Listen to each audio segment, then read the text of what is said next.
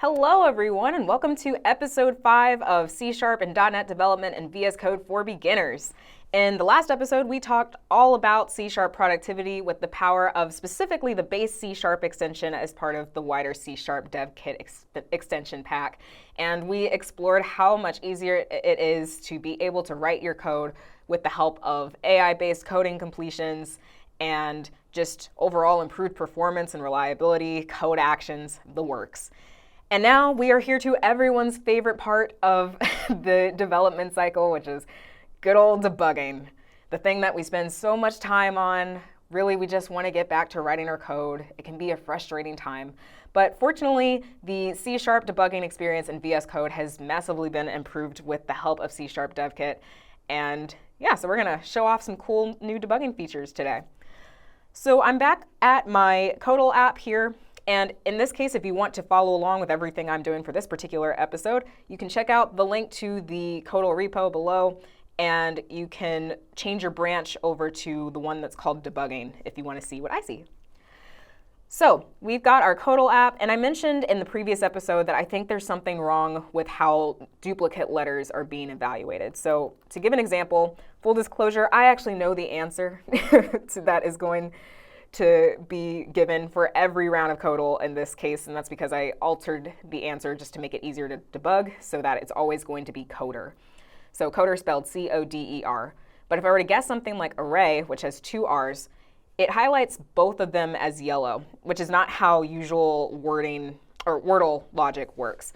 So we know that coder only has 1 R, but because array has 2, ideally we want it so that the first R is recognized as existing in the word. It's just in the wrong location in this point. And we want the second R to be grayed out, which lets me, the player, know that that second R doesn't exist, so there's not going to be a duplicate R.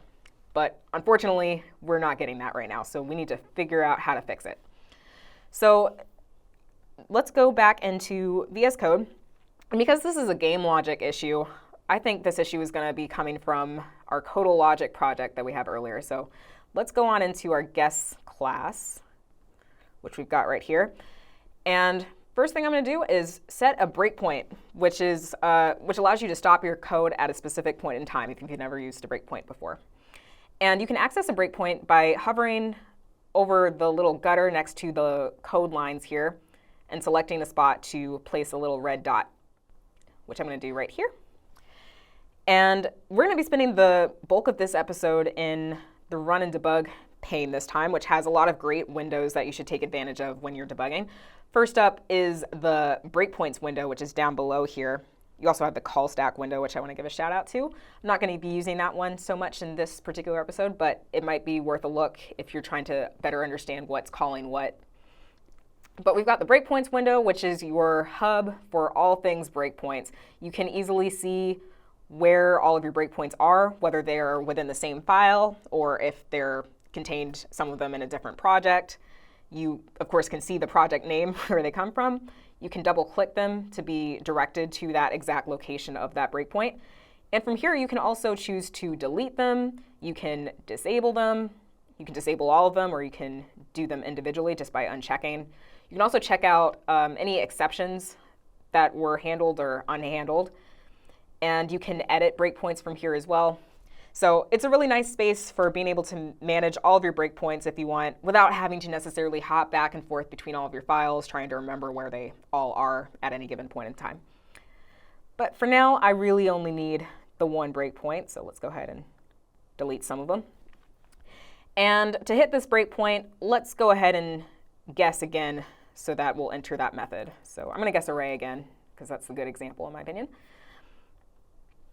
And here we are. So you know that the breakpoint's been hit with this hollow yellow arrow that's surrounding the red dot, which is a little hard to see, but again, that's what the breakpoints window is for, which will let you know that a breakpoint is present there. And from there, you've got 2 additional windows that are worth taking a look at. We've got our variables window, which is kind of like the locals window if you use Visual Studio. And this gives you all of the variables that are currently within scope of the point that you're at in your code. And you've also got the watch window, so if you want to have certain variables persist as you continue to debug so that you can just easily take a glance at the watch window and inspect when you need to, then that's what this is for. So let's go ahead and add a couple expressions that might be useful. Let's do answer, spoiler alert, it's coder. We've got guest statuses, or guest status. Guest status is a list of all the different letters and their status in relation to the answer. And that guest status is going to get populated as we go through each letter. Other ones, let's do word. Word is the actual user guess. In this case, it's array. And yeah, let's start with those for now. And if we need to add any others along the way, then we'll do it. So we are currently at the top of our get status method, get guest statuses method. But really the meat of what's going on is happening in this for loop, especially in relation to the duplicate and answer and checking for duplicate letters section. So in order to get there, I'm most interested in seeing what happens when we reach this second R that's going to be evaluated in array. Because we know that that is the culprit that is giving us a wrong color highlight. We want it to be incorrect, but it's being marked as just being in the wrong position.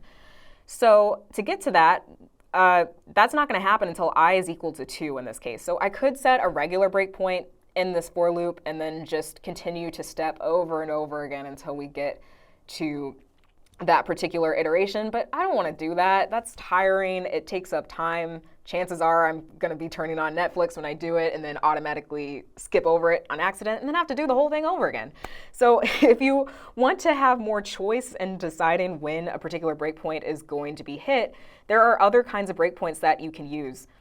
And you can access those by right-clicking in the gutter and then selecting any of these 3 breakpoints, which is really nice. So you've got your basic breakpoint, you've got your log points, which are really nice if you like print statements, but you don't want to have to modify your code, then you can use a log point for that. That's the equivalent of a trace point if you use Visual Studio at all. And then we also got conditional breakpoints, which is the one that I want today. Conditional breakpoints are awesome because they only evaluate when the given expression evaluates to true. So in this case, I want this breakpoint to hit when I is equal to 2. So there it is. It's a little hard to see, but there's a little equal sign inside this breakpoint. You can also hover over it to get the expression condition that you specified. And of course, you can also check out the breakpoints panel here.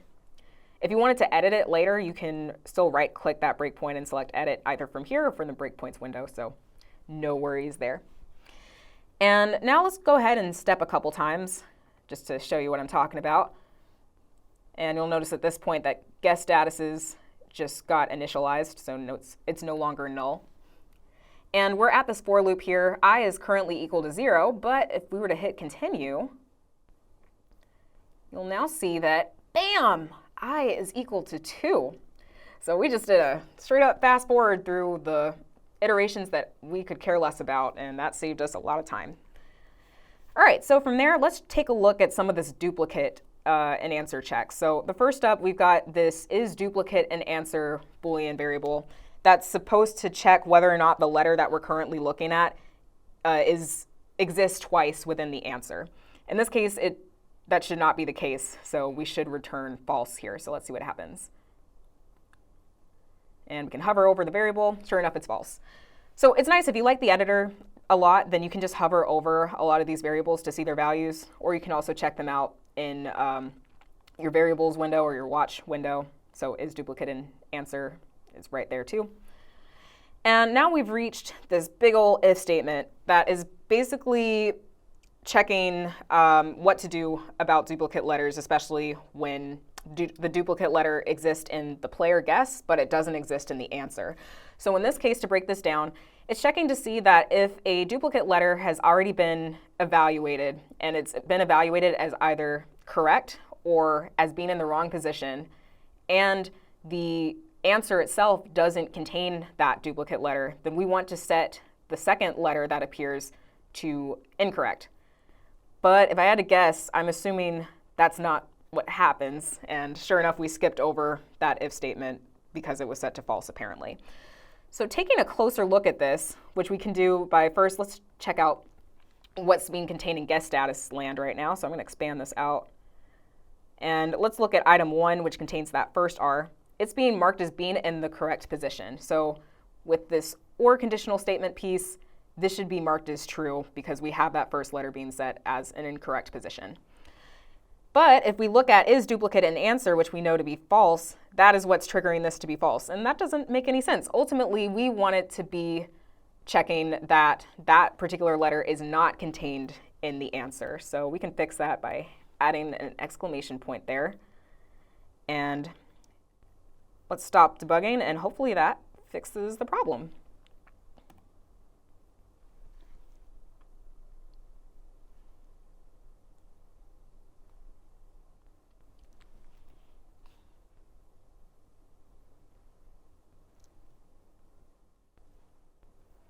All right, so we are back at Codal. Let's go ahead and guess that same guess just to double check. So array.